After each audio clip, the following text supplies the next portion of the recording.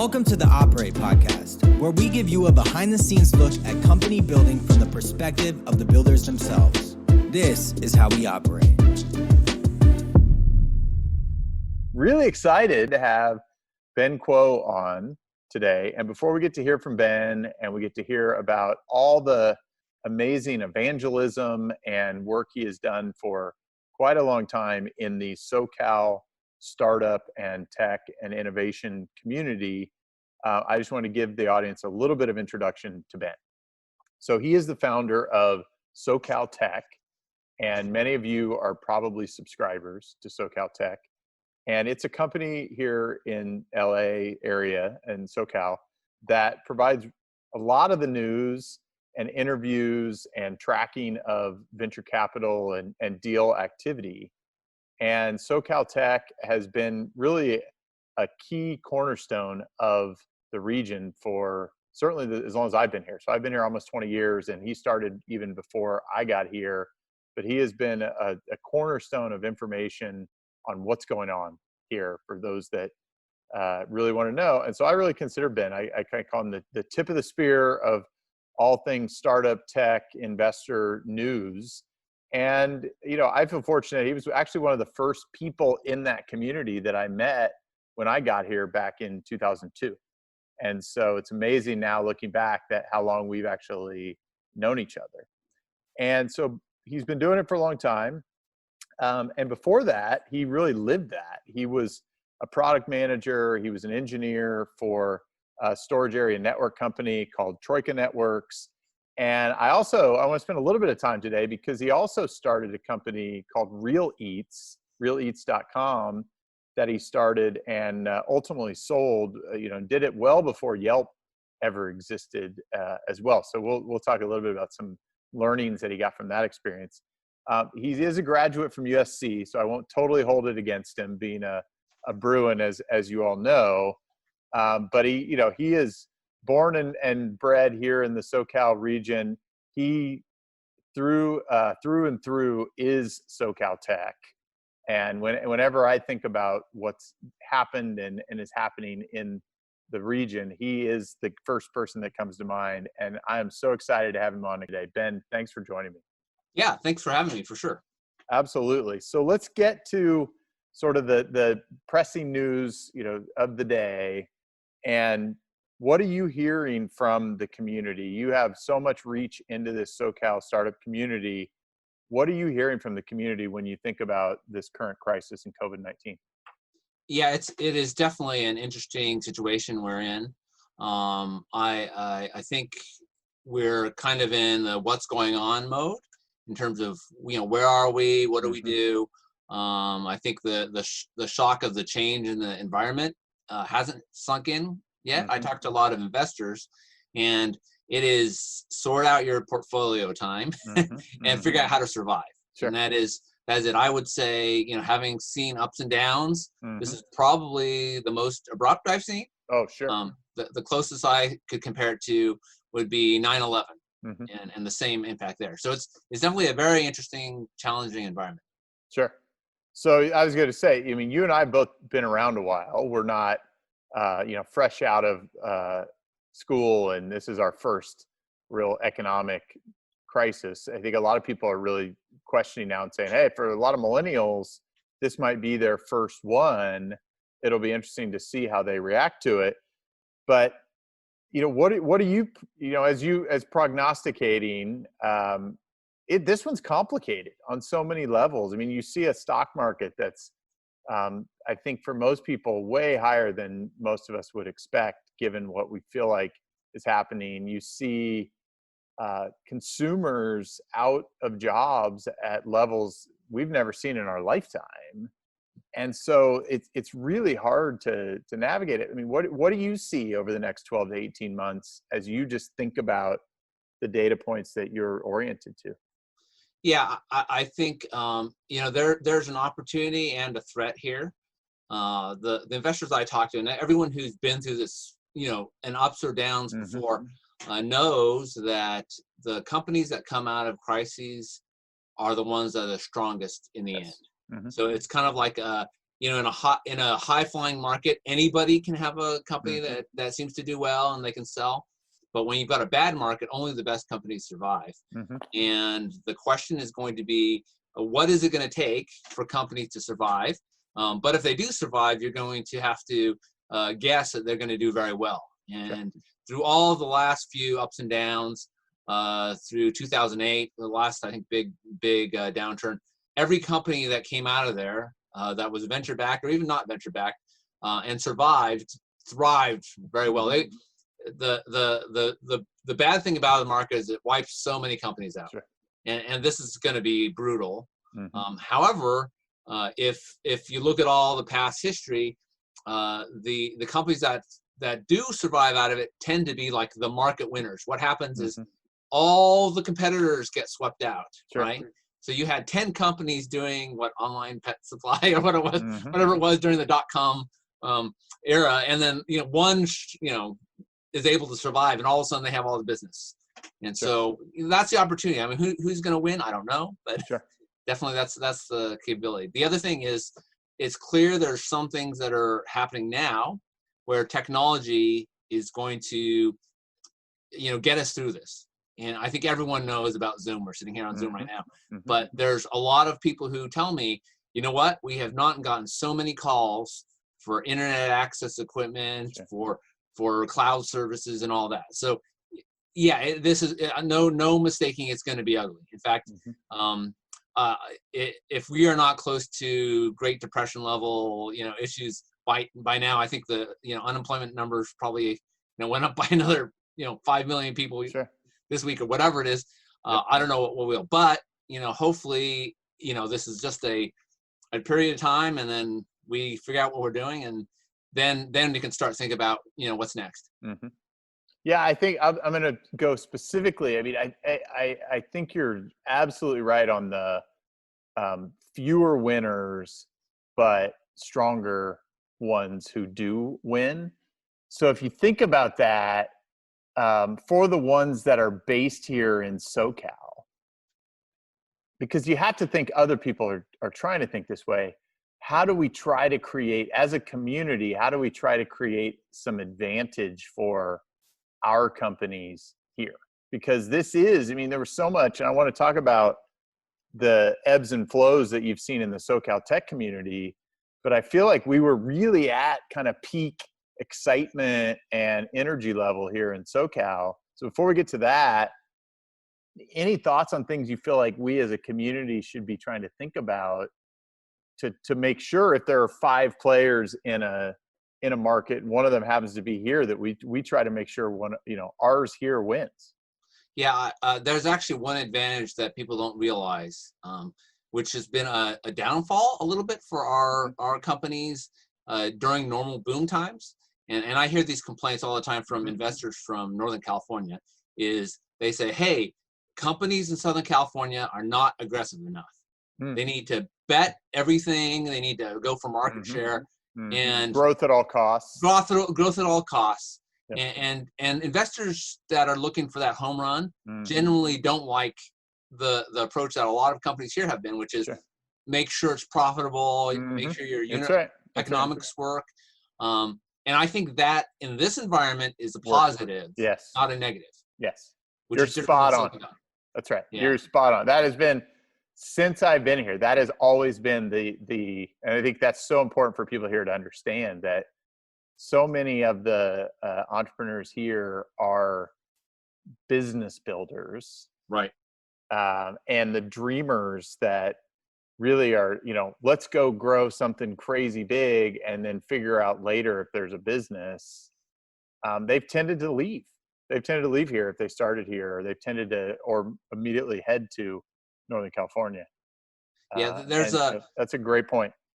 Yeah, there's a complaint that I hear often, which is, investors from Northern California, the culture there has been, build it up as quick as you can. And it's really it's like a house flipping thing, right? Flip it, right? Don't build it, flip it. And that's great when the market's, everyone's going, oh, it's a high market and everything. But when you're talking about this kind of environment, then, the fact that you did everything profitably, that you're your every employee contributes to the bottom line. All that is actually a positive. So yeah, I think that's our advantage. And I know it's been a weakness during the big markets, Sure. but there's no investor here I know, and our investors have been through the block, at least most of them, who will say, hey, I'm going to bet everything, the whole farm, because this is a sexy company, right? And that's been a huge downside for them, because they go, the valuation of this company is so high, why would you invest it? Now it's like they're going, whoa, well, I'm glad I didn't invest in that company. That's right. Yeah, I think that's a great point. So to that end, as you think about the areas of real excitement for you in the SoCal tech community, what are the things that really excite you right now? Even whether it was before the crisis or even with that lens on of what's ahead. Yeah, it's hard to call industries, and I tell people that the interesting thing here in Southern California is we're very diverse, right? The number of industries across the region is huge. And I cover everywhere from Santa Barbara to San Diego in terms of the general area. And one year, it'll be internet advertising. The next year, it'll be clean tech. The next year, it'll be biotech. The next year, it's insane how many different industries are part of our tech industry here. Even in the last few years, all of a sudden, aerospace. I would say space has made a huge push here. Yeah, and the whole time, all those space companies have been building up. People go, oh, it's going to be entertainment companies. They're space companies. Whoever would have thought, right? So it's an interesting. I think the difference that we have is we do have a lot of different industries to tap into, and when things are rising, those companies rise to the top and start growing, and it's hard to predict. So I know a lot of, especially economic development agencies and other folks say, hey, we're going to bet all of our horses on X. And the problem is you can't predict what's going to be next. There's a few examples I like pointing out. People say, hey, well, you can't build a tech company in X company, X kind of tech company in X city, because it's not a city for whatever.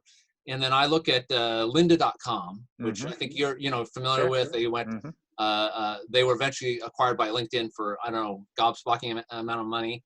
And they were starting Ojai, which if you've ever been to Ojai, it's great for spas, but you would never think you'd start a high-tech company there, right? It was that's like one of the classic examples is, somebody saw a need for something and they built it up, and they weren't able to get funding for it either, and they actually took it to, I think a couple $100 million in revenues without any funding. This is bootstrap, right?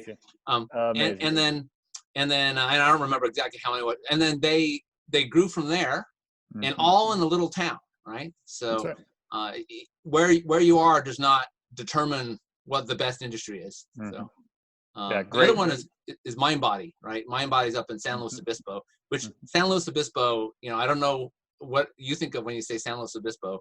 Aside from the school there, it's like I think it's a school and probably agriculture. Yeah, wineries, I think, cows, wine tours. Yeah, and they built a business in software as a service, and you would never think about there. So it's tough to tell what industries will do well, but I think our diversity helps. The fact that we're not all one thing does help. Does help. Yeah, and I think that probably creates some of those collision opportunities for things. I mean, obviously Hollywood has been a big influence on the media side, but that advantages almost any type of business that wants to really tell stories. And I do think that is a strength that we have. And, the collisions of where things come together is something that I always argue we need to be more proactive as whether it's having events or trying to cause those to happen. Because I think a lot of it ends up just being serendipitous. Yeah, and I think that's a hard part is you can't predict a lot of this stuff. Yes. But having events or having people aware of each other really helps for sure. Things like what you're doing, I think are great, because people go, hey, I didn't realize these companies existed, and I didn't know what was going on, and it's really encouraging to other entrepreneurs. Sure. Yeah, I mean, at some level, and I think that's a big part of the service that I see that you've provided. So let's go a little bit deeper. I mean, as I was saying, you've been doing this for quite a while, and clearly to persist as long as you have, there's an amount of passion and commitment that's required to do this. And I think the inspiration that it provides is huge. So as you think about the last 20 plus years of being the tip of the spear for all things news and information in the region around startups and the tech community, what are the things that really stand out for you as the highlights? Yeah, so it's been interesting. I tell people it's been 1,000 internet years, because I can't see it now because I did gave myself a pandemic haircut, but Yep. the gray hairs, it has been just an interesting journey. Now, I don't know if I ever told you, part of the reason I started SOCALTECH was because, whenever I started, 20 some years ago, I was reading in the LA Times about how Southern California had no high-tech industry. Like, it was, the worst. You never want to invest here. And then they had an article that said Broadcom, the Silicon Valley company, is doing great. And of course, Broadcom in Orange County. Yeah, exactly. It's right there, people. and so I said, that's part of the reason I started the whole newsletter. And it was, and it does take a lot of, just interest and passion in the area, because I told you this before, but if I was smart, I wouldn't be doing something covering SoCal. I was, I'm going to go Silicon Valley and build this company up and sell it, which people have done. And I've done it because maybe it's stupid on my part, but I kind of feel like I have a responsibility for the community, and helping to bring everyone together and letting people know what's going on, for sure. So. Well, and I mean, you have, you've lived it. I mean, one of the things that I was curious about, when people have a startup here now, how often do you feel like they're coming to you as one of the primary places to release news? Because I feel like you have been that for, I mean, I know for sure I've come to you in many cases to say, hey, we got something exciting happening here. So I know I'm not the only one. Yeah.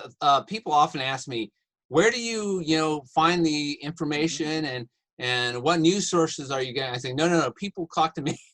They're telling me first. I said, oh, well, I'm going to build something like you, and we're going to scrape articles. Like, well, you just be scraping my site, The advantage of what I've been doing is that I've been doing it for long enough that people know I'm here, and I have all the contacts and all those people, and you can't just, pull that out of a hat. Sure. And the other thing is, people say is, we're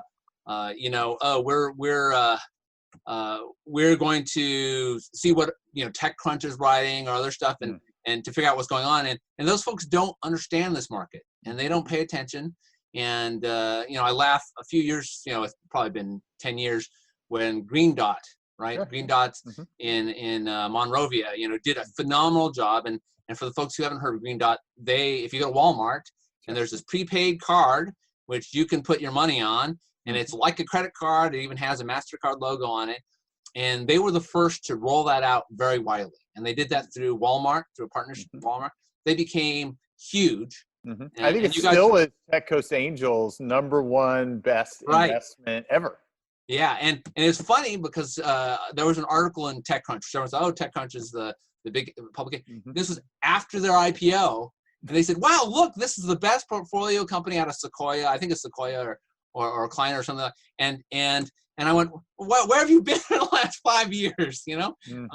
So those things are those things are very interesting to me. So sure.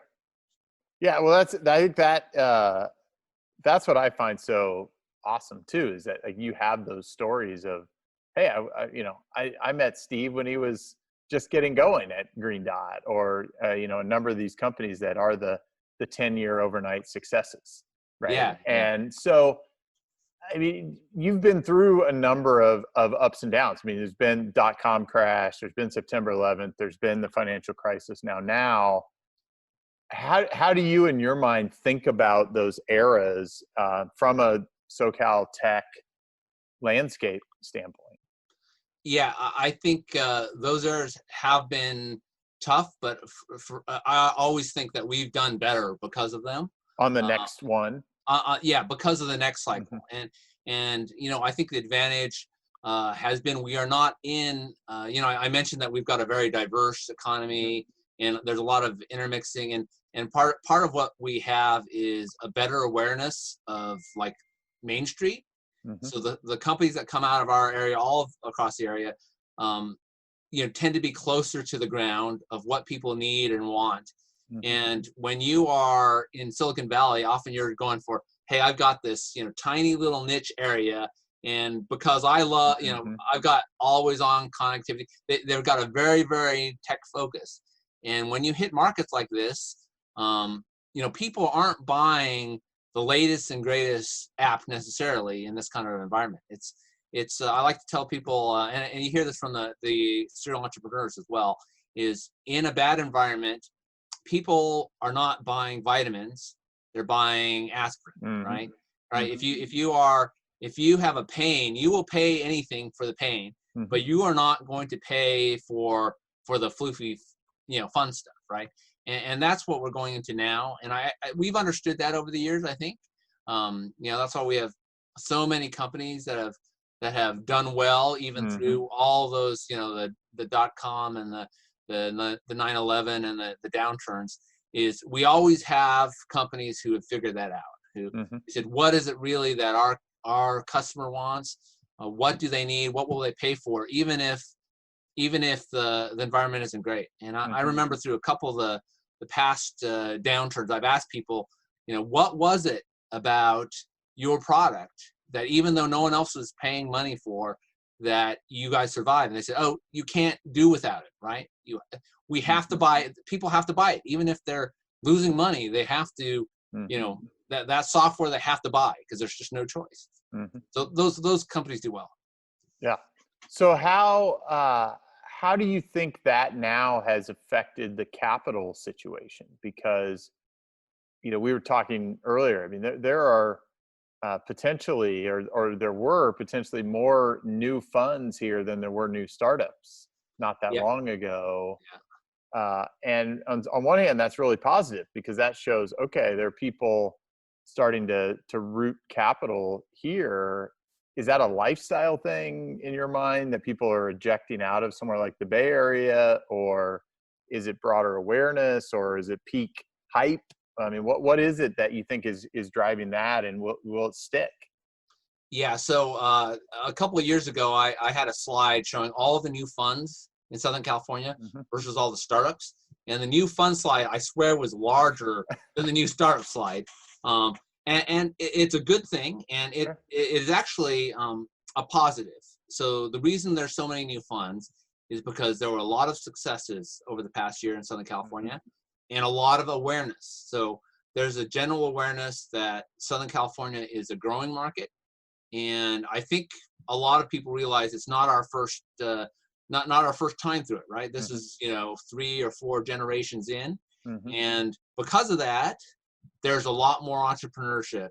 There's a lot of more entrepreneurs that have been through it. Hmm. There's a lot more opportunity, and some of it's driven by valuation, of course, Hmm. because Silicon Valley, these investors would be fighting tooth and nail for a piece of a hot company. Hmm. And down here, that doesn't happen, right? You have a company and they go, oh, we have these 2 or 3, 4 investors, and they don't have 12 investors, knocking down the doors and pushing the valuation up. And even if you have a phenomenal company, if the valuation is completely out of here, no one's going to make money. Hmm. And so, that's been an advantage for us. Now, where are we today? I think uh, that capital has not all been deployed. All the investors I talk to have a lot of what they call dry powder. Hmm. They've been looking at investments, and for good or bad, it's been very expensive.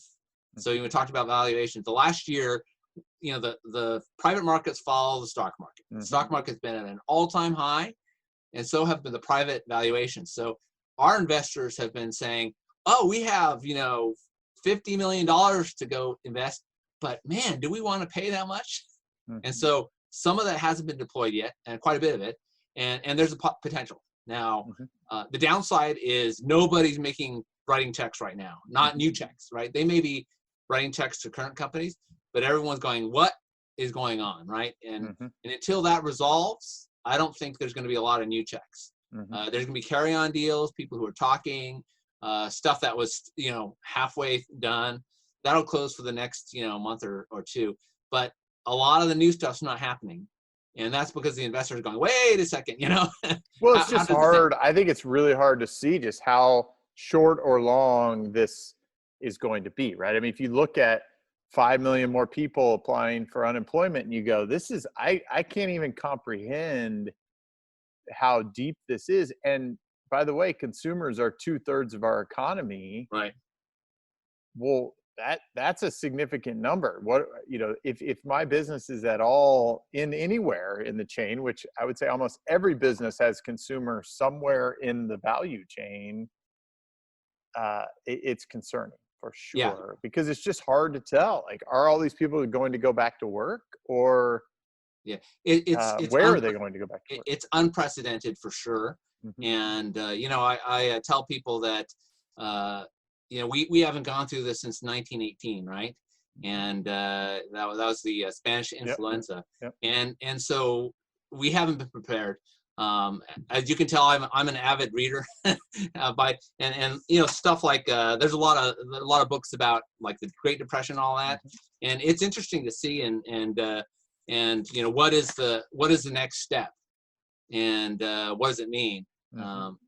That's no one knows the answer, but whoever does figure it out, I think will maybe do well. We'll do well for sure. Yeah. For sure. And I'm not convinced that everybody can go work for Amazon and Walmart and Google. I mean, there are some big monopolies that have developed that I don't know that enough people have a sense of in the last 15 or so years, that are sort of strengthening under this environment too. And that's a little troubling, I'll be honest, because I do think a more fluid environment tends to create a little more stability.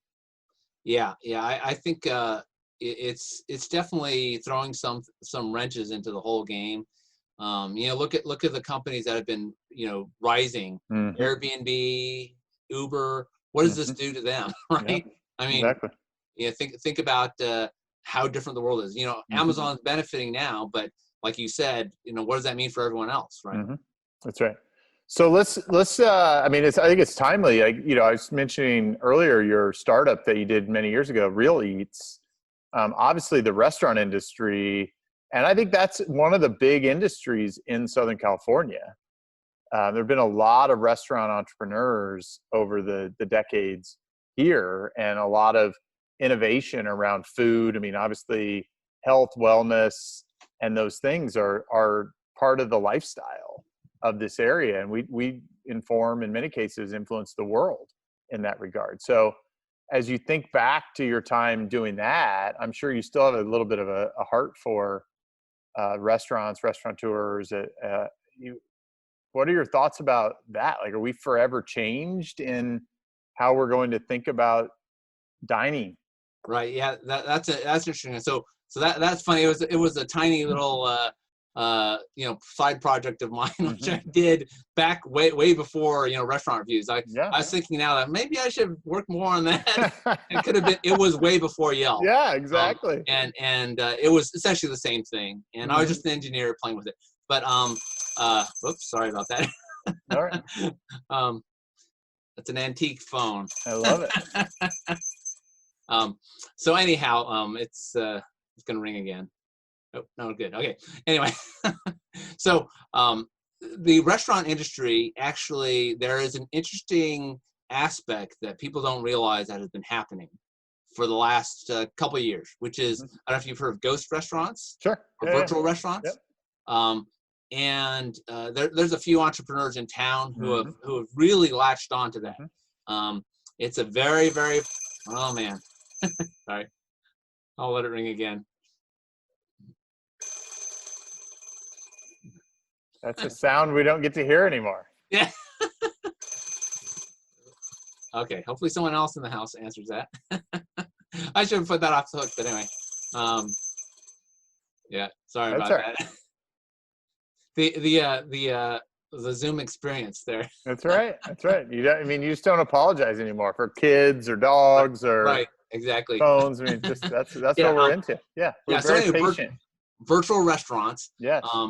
There's a few entrepreneurs around town who have done this like full-blown virtual restaurants. And what they do is they put up a menu on Yelp or Uber Eats or whatever, and there's no restaurant that actually exists.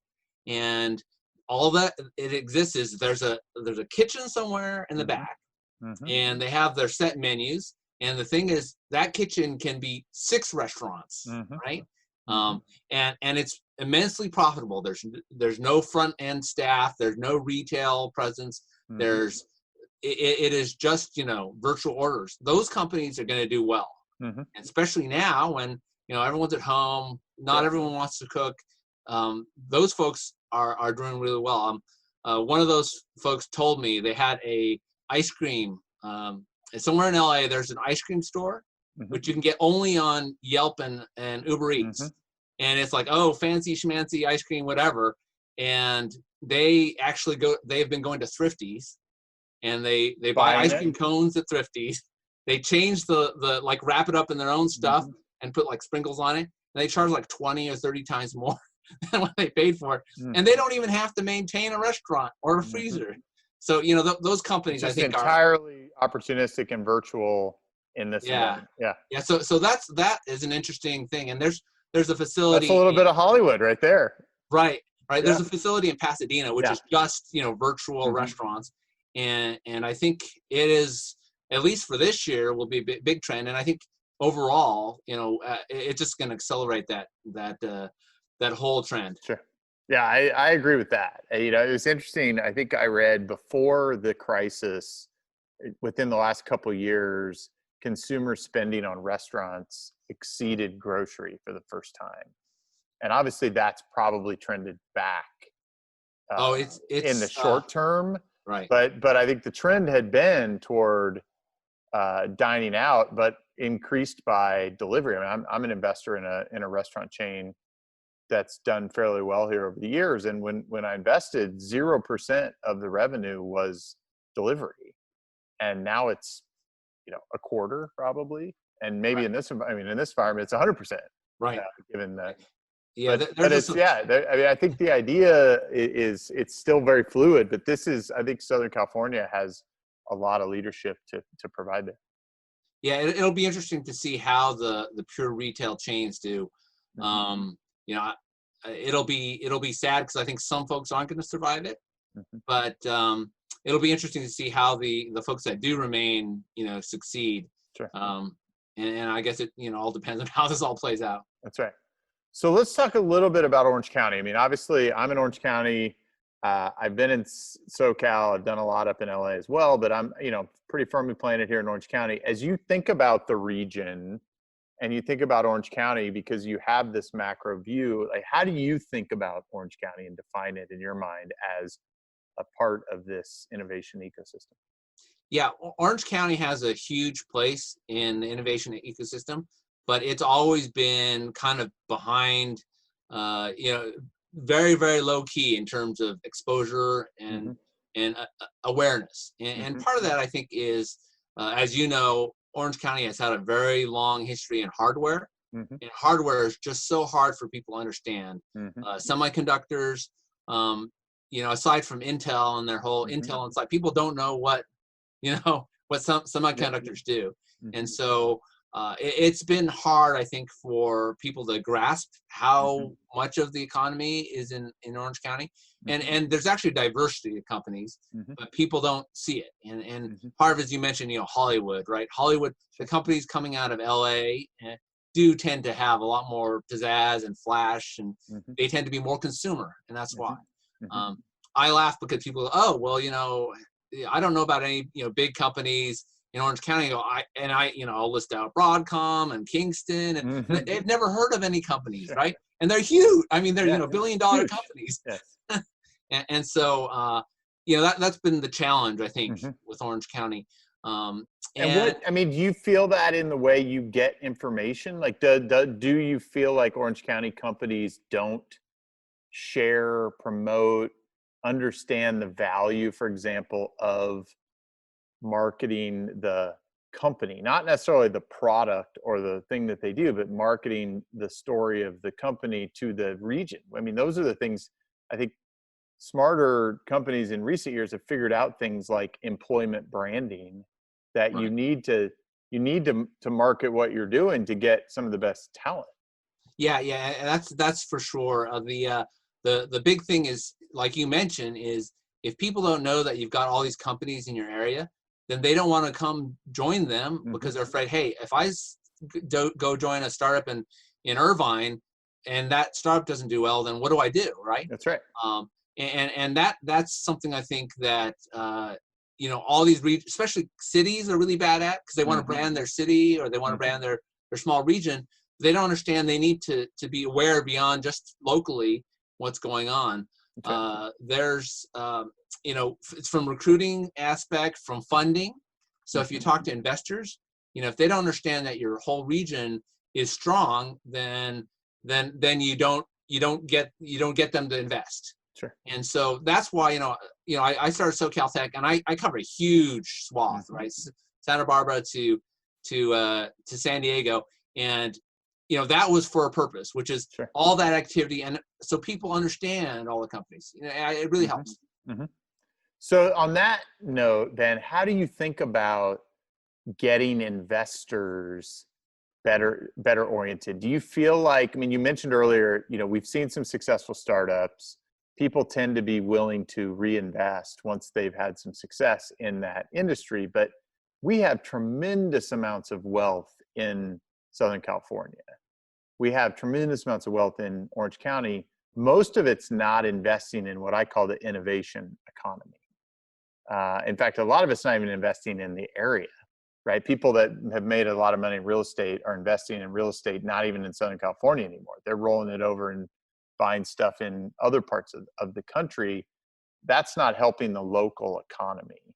So how do you think about getting investors better oriented, or creating more investors here, so that we have more of that capital getting really invested in the innovation economy here? Yeah, I think the biggest thing is to bring out and tell the stories of the successes.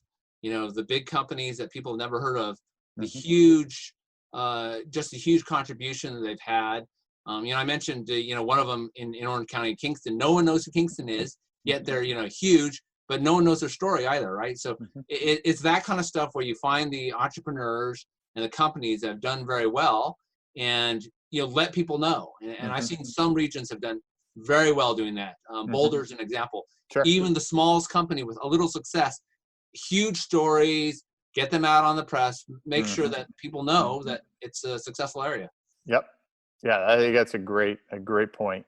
So a lot of talk about branding SoCal as a region, right? We were talking about, the great work that Andy Wilson and the Alliance for SoCal and his team are doing to really try to create this Santa Barbara to San Diego, SoCalTech, your coverage area as a region, versus the various areas really trying to brand themselves.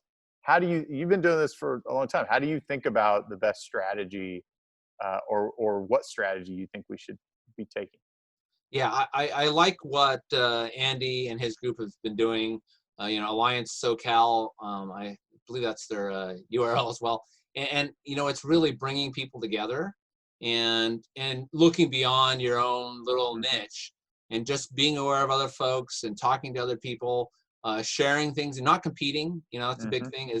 It's not San Diego versus Orange County versus LA. It's no. How can we make all the area grow? And that is something I think that especially the government agencies have to understand. It's not a who gets the big employers. Like, how can we all get more big employers, or encourage more startups in general? It's not a win-lose situation. It's a win-win situation. And I don't know what the answer to that is, but I do think bringing everyone together as a broader community is important. So we're getting down to time here. Paul's giving me some time sign. I want to know. I don't think I've ever asked you this. Do you have a favorite company that you've ever covered in all your history of SoCalTech? You know what? I don't know if there's a favorite company or a favorite entrepreneur, or I mean, just like a story that you just you go, that one was just amazing. Well, there's been one that I was actually quite interested in a few years ago, which is Y Lighting. Have you heard of Y Lighting? Y Lighting was a startup which sold commercial lighting, so like in your office or in a restaurant. And all I did was online orders, and they did hundreds of millions of dollars. I think they sold to somebody, and it turned out it was a couple of guys, and that was it. They outsourced everything. They had a call chain, and they wrote software, and it was just an interesting thing. It's like, what, you built this giant company, and it was just you guys? And it was just fascinating to me. Sure. So yeah, I mean, it just shows that there's so many different ways to create a business, right? And find that place where you can differentiate, right? Yeah, and every startup to me is fascinating. That's why I do this anyway. It's nothing better than talking to entrepreneurs, and it's something new every week, which is just I love that someone figuring out a new business and how to make it work and succeeding, and some not succeeding, but then the next one they have is even more successful. That's right. Well, final lap here. One of the things I always like to ask my guests to do is to share that, key lesson or piece of advice with the audience. And so if you think about entrepreneurs in this environment, I mean, these are the people that do have the impact, create the jobs, and really, help change the world from here in SoCal. What advice or lesson would you love to leave with them? Yeah, the biggest lesson in Southern California for entrepreneurs is stop talking about it and thinking about it and start doing it. That's the hardest thing. Is execution is everything. And the one thing I've learned is there's a lot of people here who are talking about a startup or starting a company or finding customers, and you have to just do it. You can't sit back and hope someone will fund you. And about the funding situation. You need to start working on the business. And that's the one advice, because everyone I know who's been successful, that's what they do, is like, hey, we're going to figure it out or not figure it out, but we're not going to just write business plans and talk to people. We're actually going to do the thing. So. That's great. I mean, seems like Nike should be your headline sponsor for SoCalTech. Just do it already. Right. Yeah, that's awesome, Ben. Well, thank you so much for joining. Thanks again, and stay safe and sane, and we'll see each other soon. Yeah, thank you for having me. Thanks. Thank you for listening to this week's episode of Operate Podcast. If you like this conversation, as a favor to me, you can rate us, review us, or subscribe, or tell your friends. You can also reach out to us on Twitter at Operate Podcast. Until next week, get out there and operate.